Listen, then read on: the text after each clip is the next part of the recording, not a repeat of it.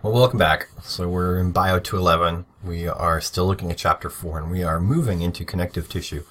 But before we move into connective tissue, I want to make sure that you take a look at some of the questions I have for Part 2. It was a short piece. It was only, 7 or 8 minutes. But from that, you should be able to answer for me what are the two basic glandular systems that are used inside humans. Number 2, what are the difference between each of the secretion mechanisms? Remember, there were 3 different types, where you had changes in the shape of the cell as a result of its responsibility. Ultimately, whatever was made inside the cell, however, ends up outside of the cell. And then finally, can you explain to me how I actually named that transitional epithelia? Go back, if you need to, look at the video and look at how I used the pointer to say, oh, look, here is the most apical surface of that transitional epithelia, and therefore we would name it this way. Okay, but let's move on. There are many different types of connective tissue inside of the actual cell. It's the body itself, and they actually have multiple responsibilities.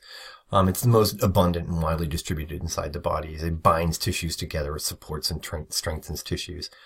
It protects and insulates organs. If you think about adipose tissue, we may not like where fat ends up on our body, but it's there for a reason. It surrounds our bloody heart to make sure that nothing traumatizes the cardiac tissue. But individuals who remove all of their adipose tissue suffer a greater likelihood of some trauma-inflicted injury on their body.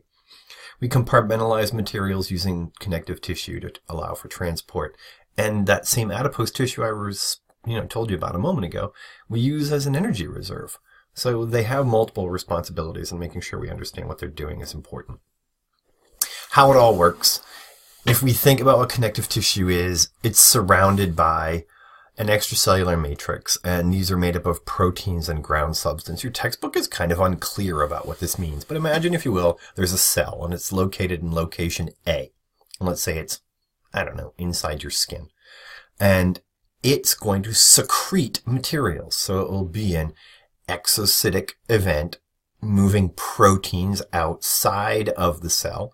Some of them are proteins, some of them are carbohydrates, but what ends up happening though is you actually have now a matrix that's surrounding all of the cells inside of the space around cells, extracellular, outside cells matrix, and that matrix has protein fibers, primarily collagen, and ground substance. Primarily, literally, if you think about the jellies that are made from when you actually cook meats and stuff like that. The connective tissue is highly vascularized. There are some exceptions like your eyeball and stuff like that, but for the most part, most connective tissues are highly vascularized, and they actually have nervous system innervation. Okay, the exceptions here would be cartilage and the tendon, but they also have nerve inside of these, meaning you have sensors to tell your body when a tendon can no longer withstand force. Okay? These have little blood supply. That's why it takes so long for them to regenerate. They have, it says here no nerves, but there's Pacinian corpuscles or something inside of there that allow you to detect the outside world. As a cartoon inside your textbook, I'm going to go over this in a lot of detail inside class as a way of discussion. These are cells that are made. Let's take a look at that eosinophil, that mast cell, that plasma cell. Over here, that macrophage. These are all made inside your bone marrow. These are all formed elements that leave your bone marrow, travel throughout your body, just like the red blood cells inside here. But notice these are outside of blood vessels. These are inside of blood vessels. They traveled here through blood vessels. They move out. Fibroblasts, these are specific cells that are made inside that connective tissue. And remember those proteins we were just talking about a moment ago? Well, look, here is a collagen fiber. That's the fibrous protein. And all this stuff inside here, that space, that's that ground substance. Okay, those are carbohydrates that are attracting water into that space. And you'll see how that works inside class. Fibroblasts secrete fibers and components of ground substance. Adipocytes, those are those yellow cells. Those store triglycerides. Remember, we made those back inside Chapter 2, the glycerol backbone. So we think about what this actually looks like, right? You had that glycerol backbone, 3 carbons, 1, 2, 3. And if we had a triglyceride, you had 1, 2, 3 fatty acids, where these are the fatty acids. You can't forget this stuff. It actually travels with you all semester long. And that makes up a triglyceride. Okay? Whoops. There we go. Okay. Mast cells. Fancy cells. We don't think about them till... that's not completely true. We have to understand that inside chapter 4, we make this molecule called histamine, and histamine regulates blood vessel diameter. More histamine, more blood flow. Less histamine, less blood flow. Okay? That's an important idea. Okay?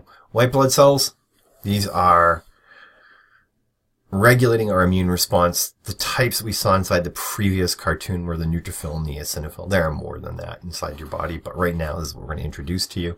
Macrophages obviously engulf bacteria. You're going to see inside class, I draw something like this for you guys, where you actually have over here, remember that big cell that went,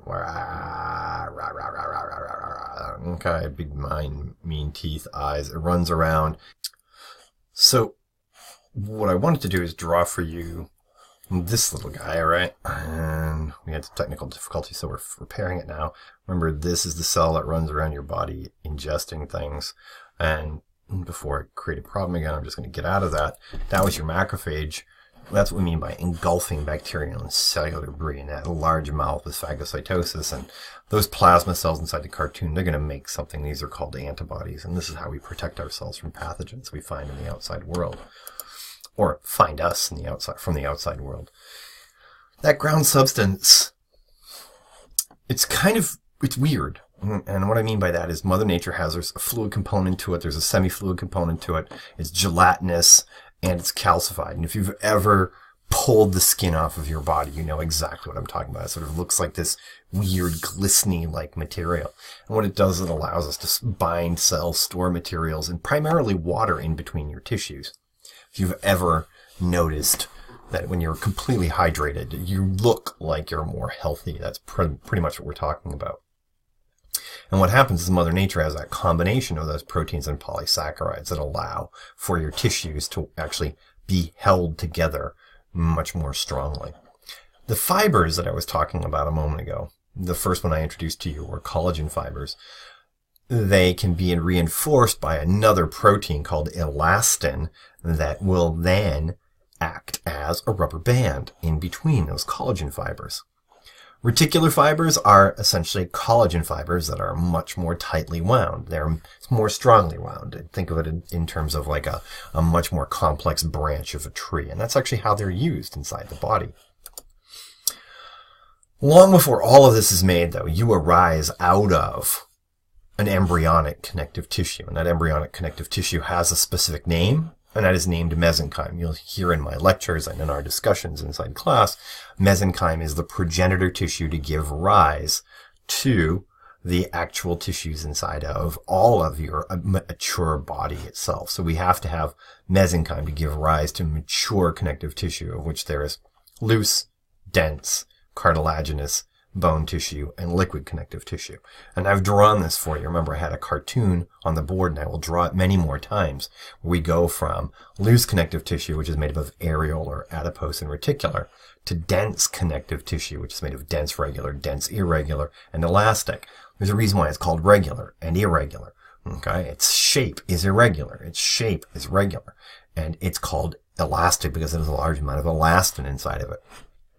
There'll be 3 different types of cartilage we'll see inside lab later in the semester. Right now, I want you to see that there's hyaline cartilage, fibrocartilaginous cartilage, and elastic cartilage. I'll explain where you see them. Bone is pretty much self-explanatory. You've seen that inside lab, but there are 2 different types of bone. And liquid connective tissue is made up of all of the materials you find inside blood and a subset of materials that are filtered from that blood and then travel through your lymphatic system, which are called lymph. Okay. This is what it looks like. We don't really need to worry about where we find them, but notice it is mesenchymal tissues are embryonic. Wharton's jelly is found inside the umbilical cord. So you know these are what's happening when we're talking about embryonic connective tissues. When we think about loose areolar connective tissue, this is the exact cartoon we saw a couple of minutes ago, but look at where we are. We're in that subcutaneous layer of side skin where you have macrophages, collagen fibers, plasma cells. When you're reading this inside your textbook, look at what Mother Nature is doing. She's putting specific types of cells and fibers inside of a space to make sure that that epithelia can function, but everything in both that dermis and hypodermis can function as well. Likewise, when we're looking at adipose tissue here, I don't know why they're talking about adipose tissue and then turn around and show you a pancreas. Well, you can see that there is the actual representation of material. So if I got rid of this cartoon and you thought about what fat actually was, you have white, which is what's in us as adults, and brown, which is what you find inside fetal tissues. Let me write that in here. Brown adipose tissue, fetal, F-E-T-A-L. Right? F-E-T-A-L. Okay. And by the time you become, a year, most of that's gone. There's a reason for that. Mother Nature has a certain amount of energy that you need to expend before a specific time. And there's no guarantee you're going to actually get food every single time. You need the energy. Reticular tissue, remember I told you we're going to make reticular fibers from collagen. And you're going to see here, fibroblasts make reticular fibers. Notice that. Fibroblasts make reticular fibers, and then we're going to use them to make specific organs. These organs create branches. That's how I described it a moment ago. And these branches actually allow for cells to sit on top of them. There's actually communication between these. It's like cell talks to branch, goes, hey, is this a safe place for me to sit? And the answer is yes, so it sits there. Dense connective tissues. You're going to see here, when you're actually looking at, say, the connective tissue of tendon, it has a regular pattern to it. It's pretty. You can see the nuclei of the fibroblasts that make all this collagen. That collagen is turned into tendons and ligaments. When you're looking at irregular, you'll see they're fibroblasts again, but those fibroblasts are making collagen, and notice it looks irregular. They have multiple angles, and the point, of course, is, remember when I had somebody inside lab try and tear the skin off of my body. Remember, what's actually happening is you actually have multiple angles in the shear forces that have to be rearranged or responded to as force is imparted onto them. If you think about elastic connective tissue here, you're going to see that here are lungs, but what they're looking at here is the aorta. You actually have the elastic lamina, and in between that you actually have fibrillin, and these pull apart, and every time pressure increases inside that space, it has to return back to its original shape. And that's the whole purpose here, right? Original shape. Okay.